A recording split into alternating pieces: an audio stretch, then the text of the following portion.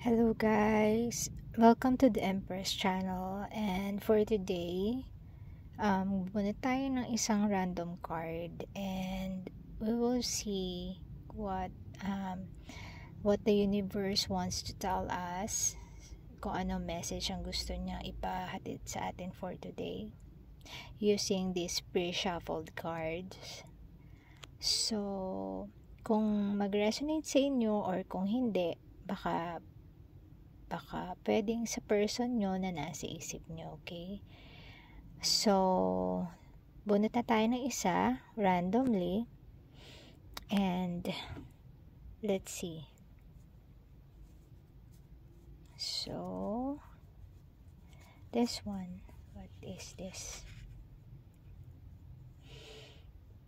I feel you even though we are apart.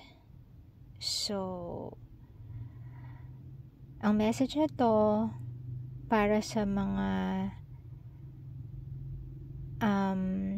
tao na may iniisip na nakalayo sa kanila. So, ito ang gustong iparating sa inyo. Kung meron man kayong iniisip na iba, may mga bumabagabag sa inyo dahil malayo ang partner nyo, ito ang gustong iparating sa inyo ngayong araw na message na iniisip nila kayo at wala kayong dapat na ikabahala na baka nakakalimot na sila sa inyo, kasi sabi ng card, I feel you even though we are apart.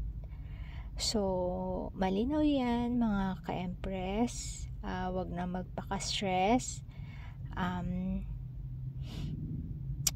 Nararamdaman rin nila kayo kahit nasa malayo kayo, hindi kayo nakakalimutan ng mga persons ninyo.